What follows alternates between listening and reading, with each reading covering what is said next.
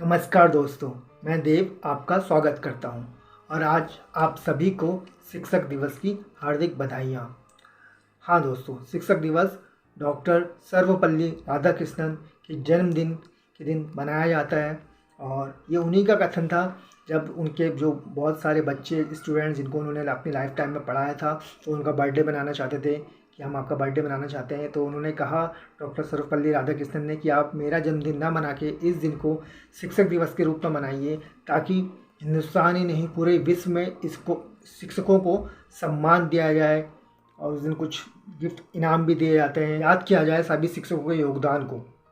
ये उनका कहना था, इसलिए उनके जन्मदिन को ही शिक्षक दिवस के रूप में हम लोग मनाते हैं और उसकी आप सभी लोगों को दिल से बधाइयाँ। उनकी जीवनी तो बहुत बड़ी है, बहुत बड़े बड़े काम किए हैं, बहुत कुछ उन्होंने लाइफ में अचीव किया है, लेकिन एक संक्षिप्त विवरण जो आज उनको याद करते हुए मैं आपके सामने रखना चाहता हूँ, प्लीज़ इसको सुनिए। दोस्तों, डॉक्टर सर्वपल्ली राधाकृष्णन का जन्म जो है 5 सितंबर 1888 को हुआ था और उनकी मृत्यु 17 अप्रैल 1975 को हुई थी। उनका जन्म तिरुतन्नी गांव और जिला चिल्लूर, आंध्र प्रदेश में हुआ था। डॉक्टर सर्वपल्ली राधाकृष्णन हमारे देश के पहले उपराष्ट्रपति रहे और द्वितीय उपराष्ट्रपति भी वो रहे। उनका कार्यकाल पूरा 10 साल तक रहा, मतलब 1952 से लेके 1962 तक का वो हमारे देश के उपराष्ट्रपति रहे। बाद में वो हमारे देश के दूसरे राष्ट्रपति भी बने, मतलब उपराष्ट्रपति तो पहले थे ही हमारे देश के, जिन्होंने 10 साल तक कार्यभार संभाला और उसके बाद हमारे देश के दूसरे राष्ट्रपति भी बने। पहले राष्ट्रपति का नाम आप सबको विदित होगा, वो भी डॉक्टर राजेंद्र प्रसाद थे। दोस्तों, भारत का सर्वोच्च पुरस्कार जो माना जाता है, जो दिया जाता है, भारत रत्न, ये डॉक्टर सर्वपल्ली राधाकृष्णन जी को 1954 में ही भारत सरकार द्वारा दिया गया था। डॉक्टर सर्वपल्ली राधाकृष्णन का जो बाल्यकाल था दोस्तों, जो उनका बचपन था, वो उन्हीं के गांव जहाँ पर वो पैदा हुए थे, तिरुतनी, और उसी से लगता हुआ और वहीं का साउथ का एक और बहुत अच्छा धार्मिक स्थल तिरुपति में उनका व्यतीत हुआ है। 8 साल की उम्र तक वो तिरुतनी में थे और उसके बाद 1896 में वो तिरुपति चले गए आगे की शिक्षा ग्रहण करने के लिए, जहाँ पे वो करीब 1896 से 1900 तक रहे और उसके बाद फिर तिरुपति से आगे फिर 1900 से लेके 1904 तक का वो वेल्लूर में गए और वहाँ जाके उन्होंने शिक्षा ग्रहण करी।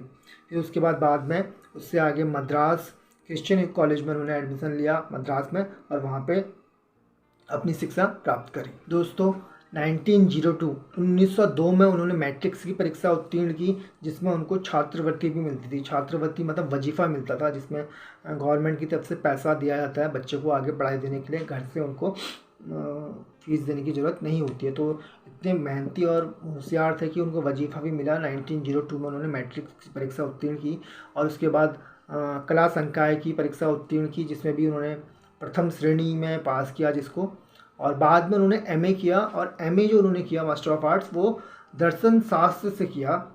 दर्शन शास्त्र होता है कि आप समाज के बारे में और जीवन के बारे में और मनुष्य के बारे में उसका चिंतन करना, उस चीज़ के बारे में क्या चिंतन करते हैं, क्या निकल के आता है, ये दर्शन शास्त्र में पढ़ाया जाता है। तो इससे उन्होंने एमए किया और उसके बाद एमए करने के बाद उन्होंने 1918 में मैसूर महाविद्यालय में दर्शन शास्त्र के ही सहायक प्राध्यापक के तौर पे वहाँ उनकी नियुक्ति हुई और बाद में वहाँ पे उन्होंने प्रिंसिपल का कार्यभार भी संभाला।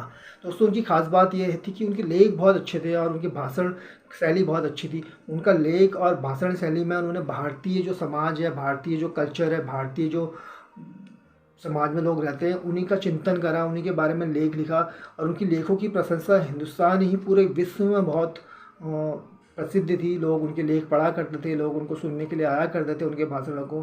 तो उन्होंने विश्व में भी अपना नाम बहुत रोशन किया है और हमें गर्व है कि भारत में इतनी अच्छी महान विभूतियों ने जन्म लिया।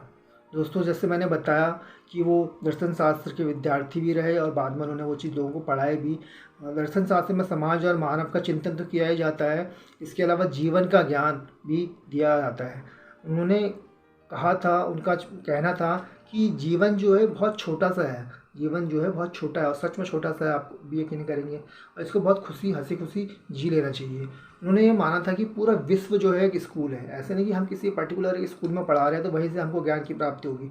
उनका ये मानना था कि पूरा विश्व एक स्कूल है और हर जगह से आप ज्ञान की प्राप्ति कर सकते हैं। और जो मस्तिष्क है, मानस का दिमाग है, ये विकसित तभी हो सकता है जब हम शिक्षा प्राप्त करें।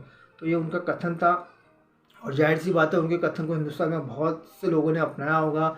इसीलिए पिछले 100 सालों में कहें, 70 सालों में कहें, 50 सालों में कहें, या अभी भी हिंदुस्तान के जो लोग हैं बहुत अच्छी शिक्षा प्राप्त करते हैं और भारतीय नहीं विश्व में भी अपना नाम करते हैं।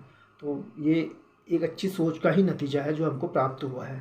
दोस्तों, डॉक्टर सर्वपल्ली राधाकृष्णन जी को 1954 में तो भारत रत्न मिला ही था, लेकिन उससे पहले भी अंग्रेज भी उनके मुरीद हो गए थे। 1931 में ही उनको सर की उपाधि दी थी, सर की, लेकिन हिंदुस्तान के आज़ाद होने के बाद फिर वो हटा के भारत सरकार ने उनको भारत रत्न दिया। इसके अलावा उनको विदेश से भी बहुत सारे पुरस्कार मिले हुए हैं। बहुत सारे विदेशियों ने, देशों ने उनका मान रखते हुए उनको बहुत सारे सम्मान दिए। ज़्यादा का उनका जिक्र न करते हुए उनका जो योगदान शैक्षिक स्तर पर रहा, कुछ साल और कुछ विश्वविद्यालय के नाम आपके सामने रख रहा हूँ। 1931 से 36 तक वो आंध्र प्रदेश में वाइस चांसलर रहे, आंध्र प्रदेश यूनिवर्सिटी के। साथ ही साथ 1936 से 52 में ऑक्सफोर्ड यूनिवर्सिटी में भी वो प्रिंसिपल रहे हैं। साथ ही साथ 1937 से 41 तक कलकत्ता यूनिवर्सिटी के अंतर्गत आने वाला जॉर्ज पंचम कॉलेज में भी वो प्रोफेसर रहे। इसके अलावा 1939 से 48 तक काशी विश्वविद्यालय या बनारस यूनिवर्सिटी के वो चांसलर रहे हैं। 1953 से 62 तक वो दिल्ली यूनिवर्सिटी के भी चांसलर रहे हैं। और 1946 से लेकर 52 तक का उन्होंने यूनेस्को में भारत का प्रतिनिधित्व किया है।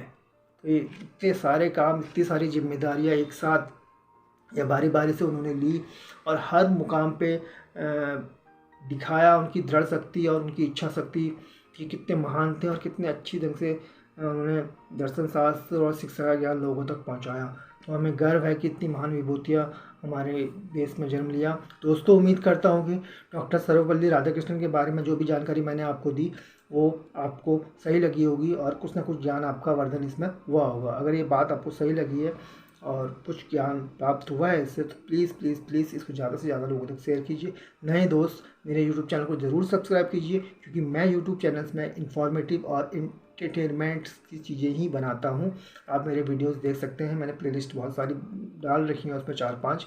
तो इन्फॉर्मेशन और एंटरटेनमेंट पर्पज़ के लिए मैं वीडियोज़ बनाता हूँ। प्लीज़ नए दोस्त ज़रूर सब्सक्राइब कीजिएगा। इसी के साथ विदा लेता हूँ। जय हिंद, जय भारत।